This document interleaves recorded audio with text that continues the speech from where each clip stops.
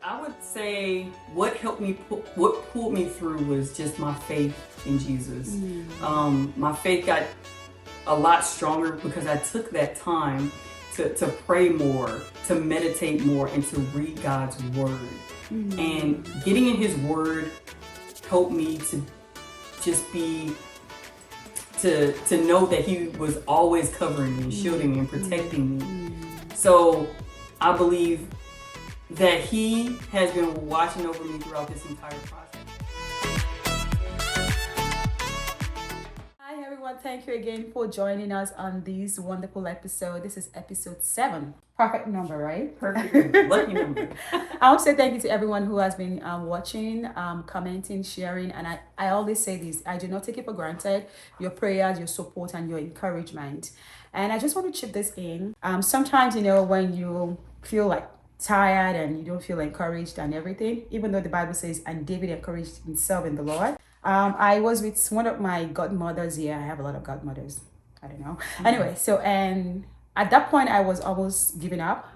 And then she just said few words. And honestly, that kept me going back. And that really gave me all the encouragement that I need. And I want to say this. If you know someone that is trying their best to do one thing or the other, try and encourage them, because you don't know what that one word you might say to them that might boost them up. And I want to use this opportunity to say to everyone trying their best, don't give up. Whatever you're doing, God got you. There's a reason why he put that thing on your path. So don't give up. Keep doing what you're doing. All right. So with that, I want to say welcome again to episode 7 of The Waiting Room. And today, I have a very special guest in the studio with me, and I always like to give a backstory to all my guests. I met Tiffany in church. Come to think of it, all of my guests have been from church. All right, so I met Tiffany in church, and for some reason, a lot of my guests that I've been bringing here, especially the ladies, we have a lot of things in common. And for Tiffany, it's dancing. And then we go talking, and as God will have it, I have my praise dance team back in Nigeria before I moved to the US. And then she actually has her own praise dance team before you moved to Tampa, right? Yes. And then we just got, boom. And there you are. So, and we danced like 3-4 dances together. Yes. Like 3 dances. 3 dances, yeah. So, and that's how I met Tiffany. And one thing I know about her, even before, you're going to hear more of a story. I don't want to let the cat out of the bag yet. She's a very bubbling person. She's strong, and then she's a very happy person, very positive. Like Tiffany's always smiling. That's one thing I know about you. You're always smiling, and you're always full of life and everything. So, but something happened, and life happens, right? And yes, it does. That's one of the reasons why we are here. But before I say too much, I want you to meet Tiffany herself. So Tiffany, just a little bit introduction to our viewers. So who is Tiffany? Yes. Hi, everybody. So I'm Tiffany Archibong, right? I'm a wife. I'm a mother of 3 beautiful children, 2 boys and a girl. I'm a military member. I serve in the U.S. Air Force. Okay. I have for a total of 16 years, 8 years active duty, 8 years reserve. Wow. So I've been doing the military thing for a while. I love it. Always have. I love the traveling. I love the military family. It's a strong bond there. It's beautiful. I also am... for my civilian job, because I don't work full-time for the military, I am a cybersecurity program manager working for a company called DSS Incorporated. Awesome. I love it. It's a great job. Awesome. It's amazing. And they've provided so much support for what we're going to be talking about. I know. Right. Awesome. And I'm a proud member of Redeem Church. Okay. In Redeem, I am in like a planning committee. And so I do the planning committee. Awesome. And that's been amazing, planning a lot of the things for the church. And I also am the lead in the praise dancing. Told you. Yes. I love praise dancing. I always have. I've been doing it for about 8 years. Oh, wow. And it's really a passion. I actually have an upcoming praise dance coming up this Sunday. So make sure you're there. I know. I will. I'll try. Okay. I'm so thankful, so grateful. You've been doing an amazing job so Thank far. you. I've been watching it. Thank you. And you're doing a great job. So Thank keep up you with so what much. you're doing. Thank you. That means a lot to me. Of Okay. course. Yeah. So like I said, there you have it. Tiffany just gave our introduction. Thank you so much, Tiffany, for that. So Yes. a little bit introduction to what the waiting room is all about. Is a place where we come to talk about our life challenges, those time of uncertainty, those everyday challenges, and the moment of stillness where you have to pause and reset, reevaluate, Yes. and ask God, why am I here? What is my purpose? Why am I on planet Earth? Because there is more to life than it seems. Aside from being a mother or being a wife, there is a purpose why we are all here. And we don't want to get carried away with all those life expectations and societal expectations as a woman especially, and we want to just make sure that we are fulfilling purpose. Yes. Which is one of the things I think God created us for. So yes, we are all meant to be mothers, to be wives, to be whatever you want to be for our family members, to be a daughter, to be an auntie, to be a sister and everything. But putting all those aside, who are you? What is your purpose here? What are you doing here? And that's one thing, that's what this platform is all about. We want to encourage women to let them know that there is more to you. Okay, so that is what the waiting room is for. And thank you for gracing our little studio. Thank you for driving all the way. Of course. And everything. All right, so one of the reasons why Tiffany is here today is sometimes early this year we had a very we have a group of sisters that we come together, we hang out together and everything. And then in one of those social gatherings, we were all sharing one or two things. And I kind of noticed she was quiet when everybody was talking. And I'm like, Tiffany, you okay? I said, oh, she's fine. And then it was like she just dropped that bombshell on all of us. But there was this stillness in the room, like everybody just went quiet. I was like, I don't want to say it, but I wanted to tell us what happened that night. I mean, just give us an intro until. So what happened? Describe how you felt when you were first given that news, and what part of your personality shifted in a way by the fact of that news. I mean, what was it like for you? Because I know before that night you heard it. Yeah. And that night was one of those nights where you just have to. I mean, that was the first time you were opening up to a bunch of people. Yes. So I noticed that night. So what was it like for you? How were you able to deal with it on your own before you're now like, okay, ready to share with every other person? Right. So I first want to start off saying that when I first received the news, I was in complete shock. As though, like, whenever you receive bad news, you go through the stages of grief. I went through every single stage. So let's take it back a little bit. What is the news? Oh, sorry. Let me tell you what happened to me. Okay. So on March 18th, I was told of 2024. I was told that I was positive for cancer. And so in that moment, when I was told, I was in complete shock. Because before then, I did have lipomas. Lipomas are just fatty pieces of tissue that grow randomly. And I had 2 of those, right? So here I am thinking, okay, maybe it's just another lipoma. Lipomas are non-cancerous. It was right here on my chest. Wow. And let me tell you the signs. Because with any cancer, there are signs. Now, if it's on you, if you want to go to the doctor and take the signs there and say, hey, doctor, this is what's going on with me. Right. But my first sign was, I want to say I started getting the symptom in January 2024. The symptom was nipple discharge. It was a brownish discharge, and I was keep seeing it in my bra. And I'm like, what is this? You know, like, I had no idea. I'm like, for one, I didn't even know that was a symptom of breast cancer. No idea. And then, so I would keep seeing it, and I saw it for about a month. Now it's crazy because it wasn't enough to get me to the doctor. I was concerned. Okay. Right? Yeah. But for some reason, it wasn't enough to be like, okay, let me go. You haven't got to the doctor. Let me go get this checked out. Yeah. Right. So it was about a month and a half later.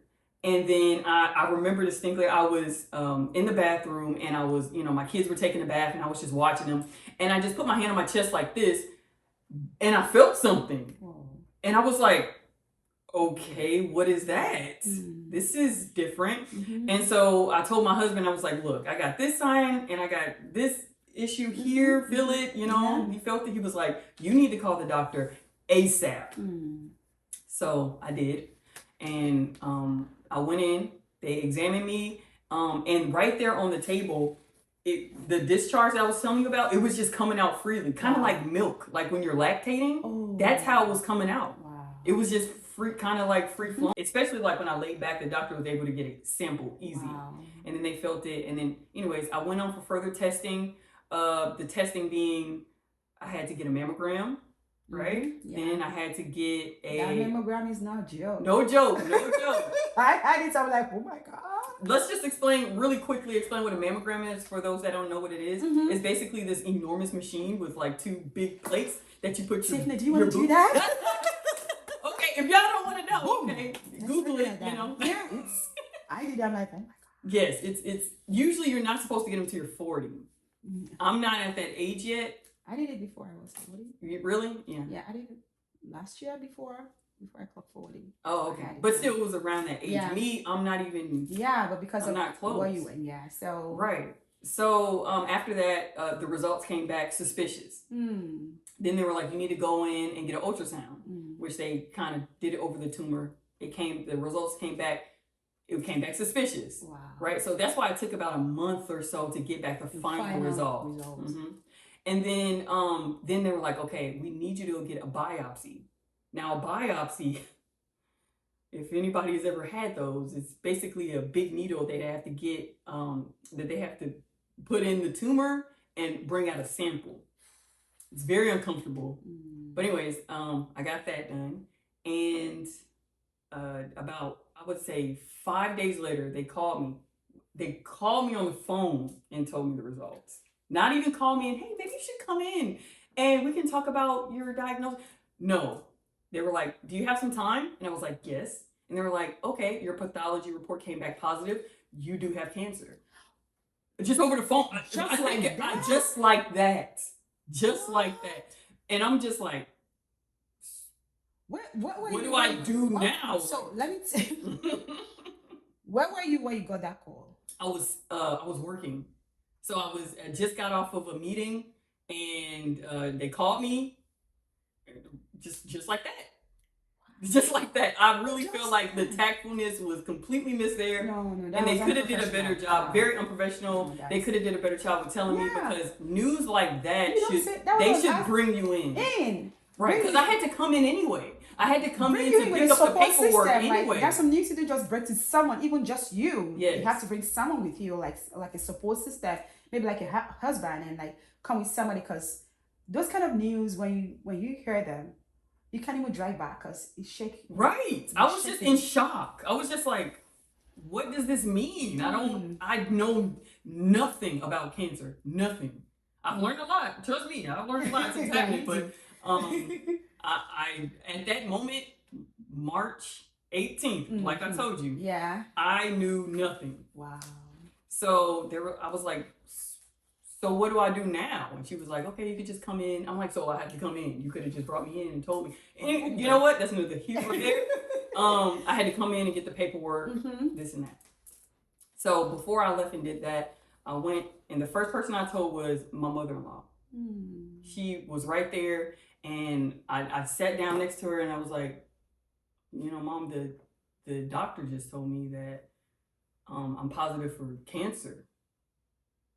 And she was like, you don't have that. In the name of Jesus. Wow. And she just started praying for me, like heavily. Yeah. She started getting people on the phone. Hey, I need you to pray for my daughter-in-law right now. And like everybody, like she just started praying. And she was like, you don't have that. No, we rebuke that in the name of Jesus. That's it. And then... So by the way, let me just chip that in. That's some African mother, right? Yes. So she married a Nigerian. And trust a Nigerian mother, you don't give them that kind of news. They go into that prayer mode like that. Instantly. I just want to chip that in. That's an African mother right there. Yes, yes. Thank you for pointing that out. Yeah, I have a lot of them. I have my mom too. She's like, that is not your portion in Jesus' Right, name. in Jesus' name. Oh wow. So Yes. for you as let me now ask you this question. I mean, thank you for that. And the question I asked initially is um after March 18, Mm-hmm.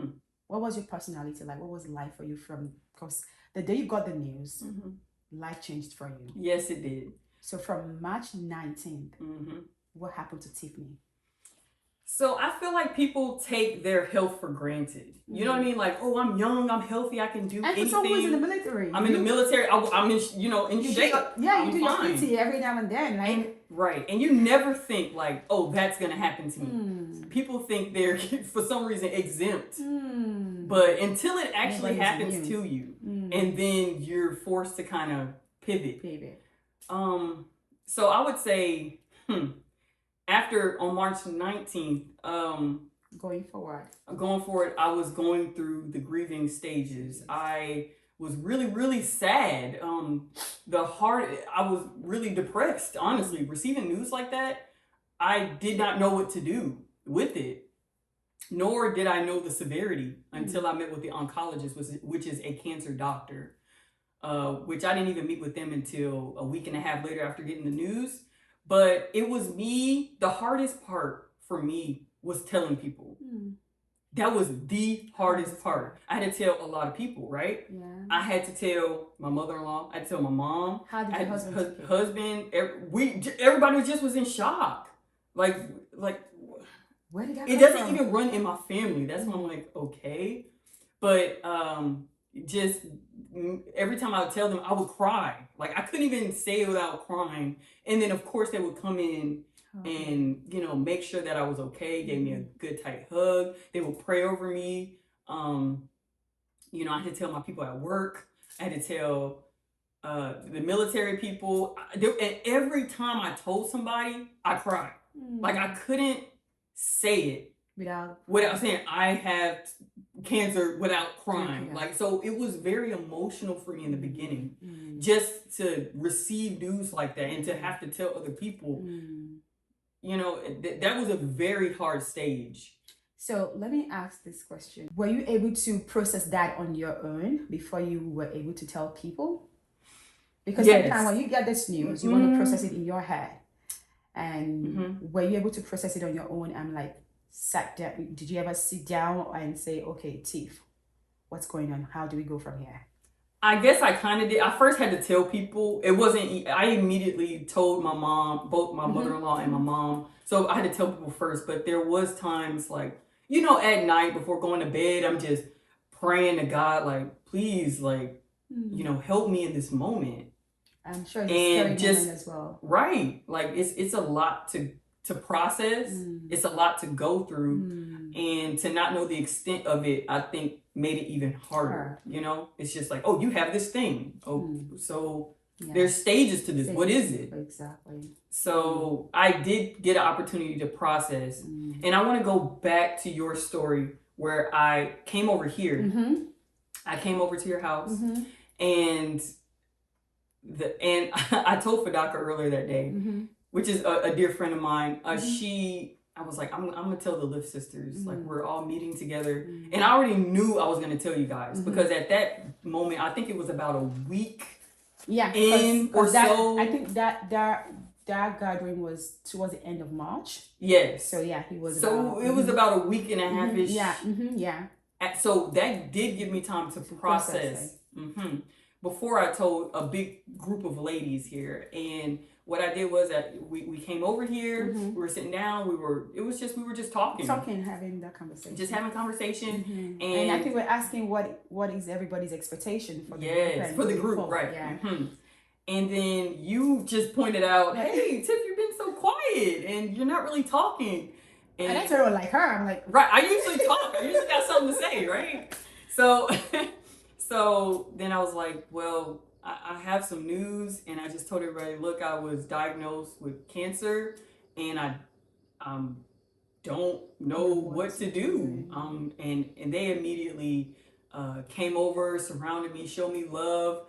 and it's definitely what I needed in that moment, because you don't even know you need it until it's like happening sometimes. But I needed that comfort. I needed that love. I needed that somewhat of an affirmation. It's gonna be okay. Yeah. Mm-hmm. You know.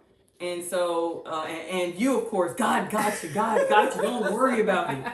You know. You know. Oh my God. I mean, in that you have to trust God. Mm-hmm. That's all you really can do. Yeah. Which now brings me to my second question. Yes. I like how you said that now. So what was your initial reaction to God? You know, sometimes when you like get this kind of news, you look up to God. I'm like, why me? Why me? Exactly. Mm-hmm. So what was your initial reaction, and how and when were you able to reach that place of acceptance and knowing? Because sometimes you want to ask God that, why did you choose me to go through this? Right. Why me? And for someone like me who have been through a lot of waiting seasons in my life, even right now I'm still in the waiting season, and sometimes I look up to God, I'm like, why do you have to pick me to go through this? And sometimes I was having a conversation with a friend 2-3 days ago, and I say, it gets to a point where you just surrender it all to God. Yes. Because you know there's a reason why He chose you to do this. So at what point in those period of time did you come to realize that, like, maybe God chose me for a reason? Because He's not in your family. He's not hereditary. There's no. It was environmental for sure. And so why you? I mean, for someone who is physically fit, you're military, you're living. And I know she's a very healthy person. She's very, you eat healthy, you do all those things. So at what point did you come into that acceptance and say, God, I surrender it all to you. Maybe there's a reason why I'm going through this. Right. And what was your initial reaction to God? Again, your reaction. Why me? You know, just why do I have to go through this? Or, you know, nobody ever knows why it's them. But to answer your question about the acceptance part, I have a story. So I received a lot of bad news. A lot of bad news, starting off with, okay, I met with the oncologist. You have stage 2 breast cancer. It has already spread to the lymph nodes. And you know when it spreads to the lymph nodes, it can spread to other places within your body. And that's what makes cancer really, really dangerous. It can get to other parts of your body. So, and affect those areas. So, the next bad news being, okay, we're going to blast you with the chemo. You're going to be bald. Your nails are going to fall off. You know, you're going to have really bad stomach issues. Oh, yeah. They let me know what was going to happen with the chemo. They were like, your stomach, you're going to have really bad stomach issues. It's going to be a trial. It is not comfortable. You're going to get hit with the chemo every 3 weeks. And they told me the stages of how it was going to affect me. It was, What? And then just more, it seemed like every time I went to the doctor, they gave me more bad news. It was back-to-back bad news. Every time I didn't even want to answer the phone because I was like, what are they going to tell me? They told me at one point, one of the surgeons were like, we're going to have to do a full mastectomy. Can you imagine that? Like, you have 2 healthy breasts one day, and the next they're like, okay, we got to take that from you. You know? It was daunting, to say the least. It was really hard to take in. It was really hard. You're just about, it's like you're still processing one news and then another one. And then they're giving me more news to process, and then more news to process, and then more news. It got to one point, and this was early on when they told me. I went to church. This was before I told anybody, and the pastor was calling everybody up to the altar, and I just went up there and I just went on the altar, started praying so hard, and I just started crying, and everybody's like, going on, because nobody knew. Nobody knew. And I'm just sitting up there crying. They're like, okay, we need to go on with service because you can't just be sitting up here crying. I'm like, I don't know. That's funny. I don't know. But nobody knows. I mean, at that point, you only know what you're going through. You're the one that can, because they don't know. So they were like, what's all this tears for? Right. They knew something was going on. Yeah. If I saw somebody up there, I'm like, oh, yeah, what's happening? I'm just going to let it be like, okay. Yeah. Wow. But I wanted to say that every time I did receive the bad news, God sent a messenger. Every single time. Oh, wow. At one moment when I got the messenger about, you know, how the chemo was going to treat me and what it was going to do to my body, God sent a messenger. And it was in a funny place, too. After I went to the doctor, I left and I went to Walmart. bought some stuff, just trying to clear my mind. I was like, I just went to Walmart. I was like, I need to walk around, I need to do something. Where do you go? You want to go home and cry? All right, but Wow. I just went to Walmart and I walked around. I was looking sad. I was getting stuff. I get out to my car and and there's this girl out there. She's young, 18 years old, had to be, and she's just evangelizing, right? Wow. She was evangelizing and she came up to me, just came up. I was minding my own business, putting my groceries in the car. She came up and was like, hey, can I pray for you? And I said, yes. And then she just starts praying for me, just praying hard. Like, this is a complete stranger, mind you. And she gets done, and I'm like crying already. And I'm like, thank you so much for your prayers. I really appreciate it. And I just told her, I was like, look, the doctor just told me I have stage 2 breast cancer, and the chemo is going to affect me this way and that way. And I really needed this. And then she started praying for me even harder. Wow. And then after that, she invited me to come to her church. I ended up going, and she, like, it was a powerful message, and a message that I needed to hear. So God was watching over me completely 100% in that moment.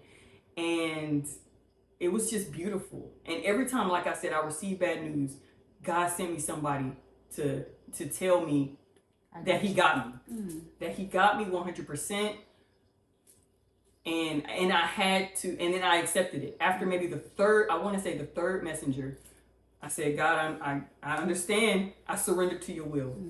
And that's how that kind of went. And I've been trusting God ever since. And to bring me through this storm. Well, thank you for that. That's something. It's such a powerful story.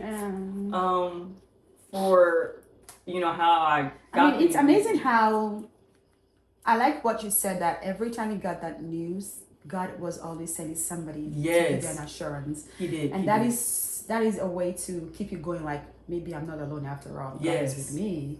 And that is, and God works in mysterious ways. Who could know you could meet someone at Walmart?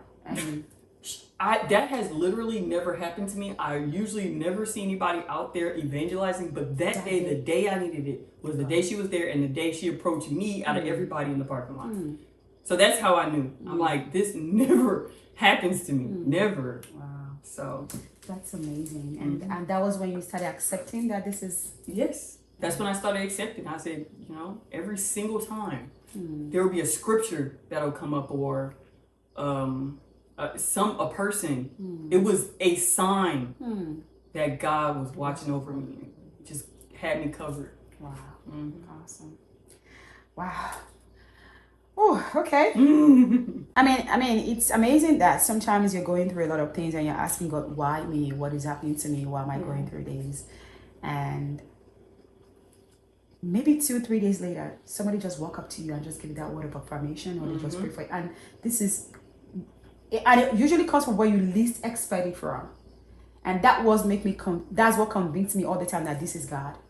Because if it comes from someone that is familiar, I would feel like, oh, you know my story already. So it usually comes from someone who doesn't even know my story, who doesn't even know who I am, and they just give me that. I'm like, I see why you did that. Okay, I like it. Yeah. That's awesome. All right. So the next question is this: what are the most challenging parts of this phase for you, and how are you able to pull through? How are you able to turn your lemon into lemonade? And what was the best Bible quote or Bible verse that helped you pull through? Right. I would say what pulled me through was just my faith in Jesus. My faith got a lot stronger because I took that time to pray more, to meditate more, and to read God's word. And getting in his word helped me to just to know that he was always covering me and shielding me and protecting me.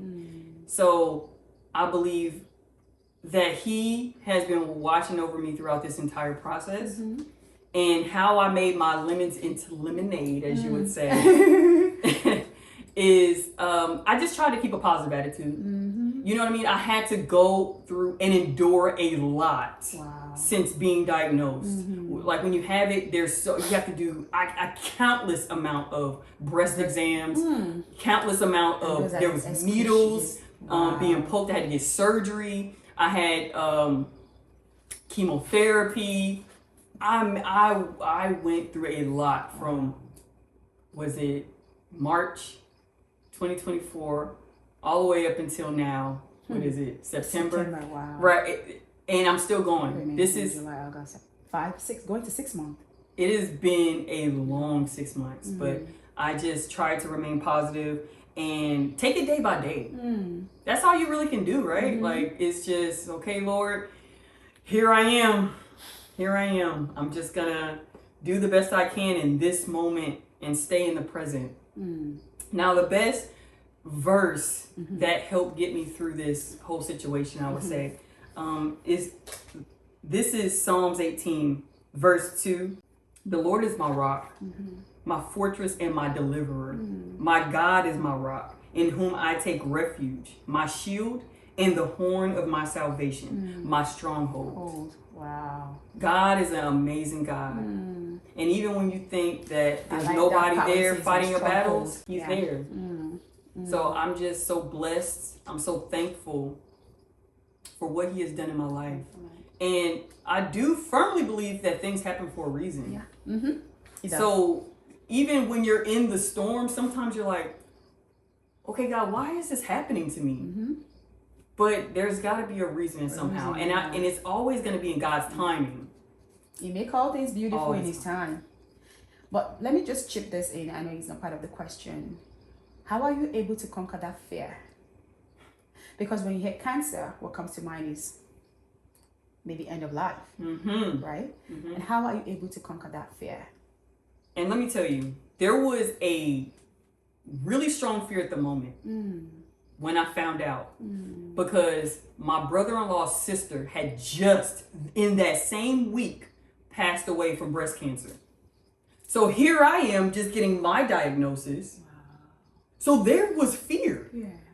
There was fear. I was like, she literally just passed away. Like, we were even preparing to go to the funeral. And then I got my news. That's a really scary. It was really scary. It was scary. Oh my God. But I think what helped me was when I finally saw the oncologist, she told me I would, stage 2 breast cancer, and it was spreading. The worst part of it was very aggressive. I had a very aggressive tumor. It's called HER2. I'm HER2 positive.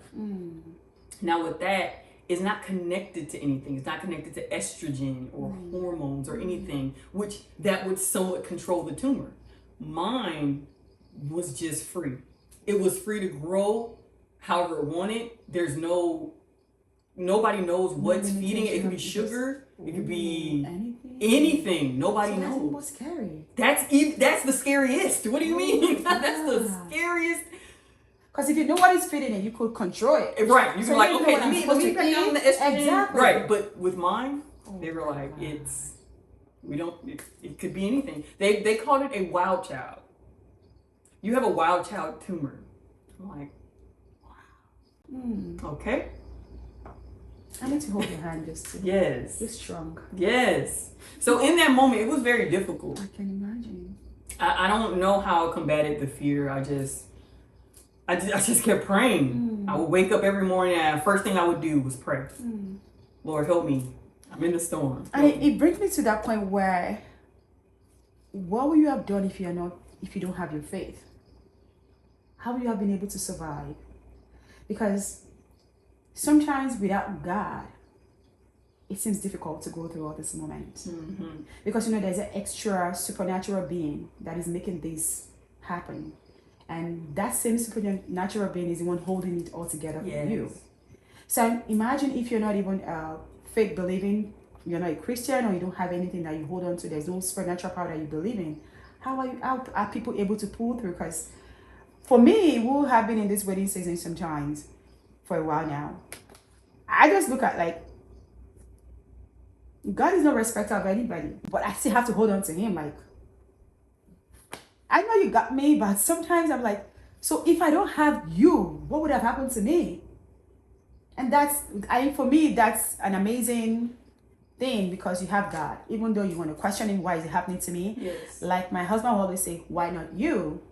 I mean, it's a privilege to be chosen to be someone who is going through this, because I believe there's a reason, there's a miracle at the end of, there's a miracle that's about to happen, or there's this light at the end of the tunnel that God chose you to be the one to represent Him in that moment when everything's gonna turn out so miraculous.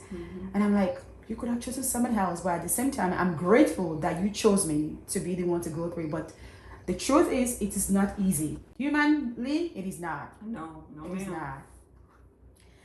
Oh my God. Now, so the number 4 question. Now, how has this experience changed your perspective on life?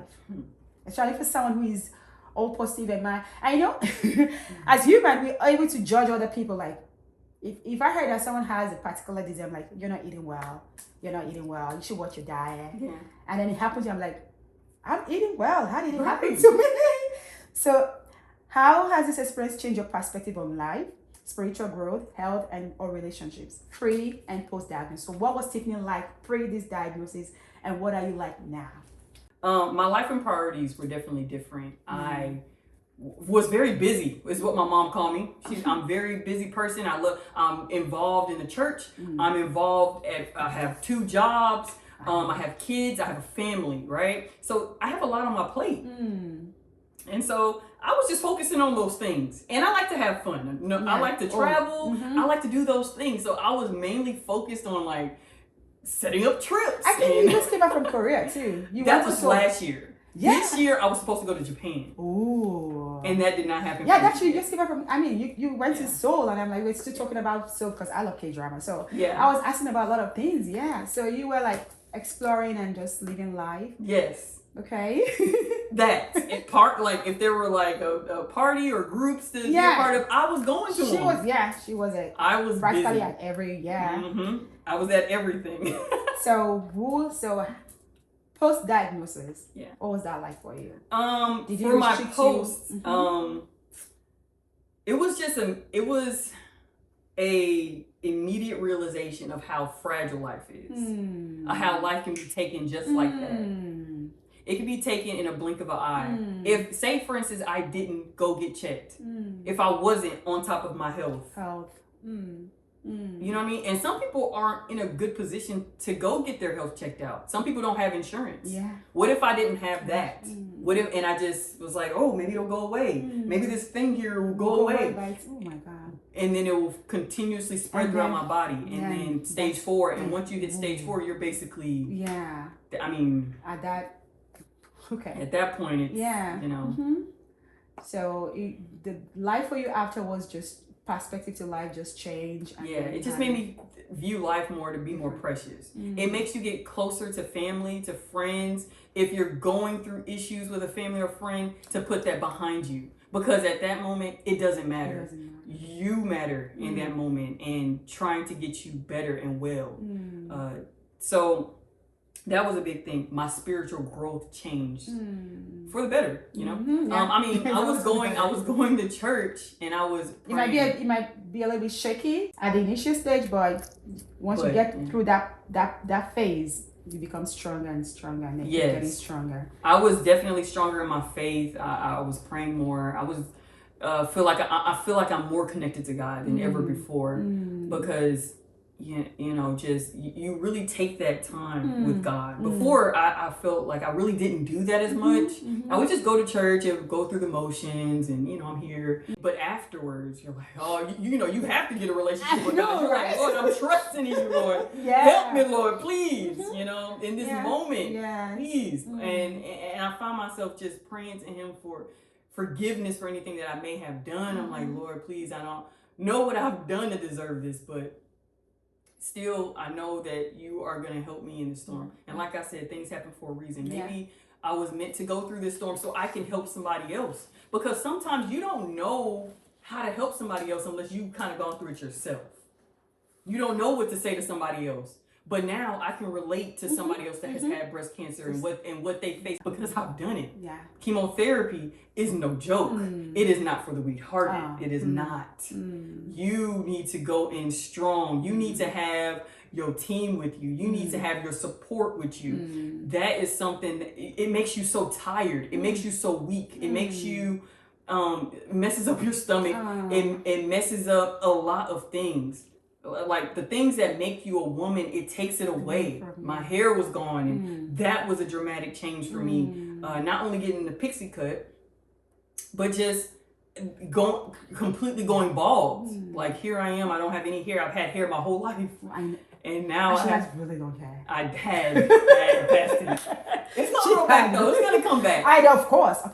No, that's this saying was saying in my dialect, like, if a king house got burnt down, when it's gonna be rebuilt, it's gonna come back beautiful and big and exactly. So, it's gonna come back beautiful than ever. So I look forward to that moment when my hair comes back in. I like what you said there when you said, if you haven't been through something, you can help other people too. Yes. It takes one to know one. So sometimes I feel, so that's why sometimes, I mean, this waiting room is one of those things that I think if I'm not going through a waiting season, I won't be able to understand people that are also going through a waiting season. And I think that's the part where God chose you, because He needs you to be able to help somebody. He chose because He know there are other people that are coming behind that I need Tiffany to be strong for.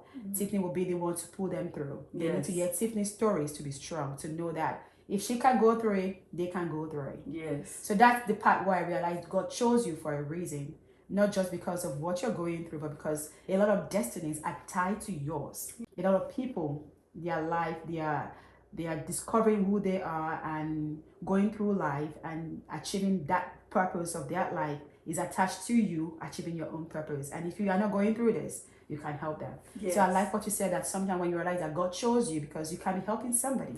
And if you are not going through this, you can't even know what other people are going through. I knew nothing about cancer. How could I have related with somebody that did? You know? Yeah. So I do thank God for everything that I have gone through, even if it was hard. I plan on giving back. I want to fundraise for breast cancer or any cancer research, and I love what Moffitt is doing. Moffitt has trials. I'm in a clinical trial, and the clinical trial has brought me so far. Wow. And I do believe being involved in this clinical trial is going to help people behind me. And maybe make that standard of care even easier for people right now, because right now is very harsh on the body, extremely. My standard of care that I've gone through, I started out receiving a vaccine. With my clinical trials, like a vaccine used from my own white blood cells. So they injected that into the tumor every week for 6 weeks. After that, I had to do 12 weeks of chemotherapy. And by the grace of God, I rang the bell this past Thursday. Now, if nobody knows what that means is, ringing the bell signifies that you're completely done with chemotherapy. And it's turning the page and having hope for the future. It's something that it signifies that, you know, you've gotten past that stage of having cancer. And it's just a beautiful moment. My family and friends were there to see me ring the bell. And it was, I got emotional. I didn't even know I was going to get emotional, but I got emotional in that moment. And I just, as I was thanking the nurses and thanking my family and friends for supporting me, and I was just like, thank you guys so much. Well, that's amazing. That's amazing. Oh yeah, and I want to show this. Yeah. This is what the nurses gave me for completing my chemotherapy. So all the nurses that helped me throughout my whole journey are here, and they just said, you know, I think all these nurses have the same handwriting, because I had a nurse say that. I'm like, your writings have the same thing. Maybe they go to school to learn how to write. I don't know, but this is awesome. Yes, it was awesome. I'm so thankful for, you know, just the acknowledgement, because it is something. It's overcoming a huge milestone. Correct. It is a huge milestone. Thank you so much, Tiffany, for sharing that story with me. I mean, I keep looking at him like, this is a strong woman right here sitting across me. I mean, it takes one to know one, but girl, you're strong. Thank you. Strong. All right, we're going to take a quick break, and when we come back, I'll continue with Tiffany. I see have Tiffany in the house, so we'll come back and then we ask a few more questions, and then we get to the phone pad dancing. All right, I'll see you on the other side.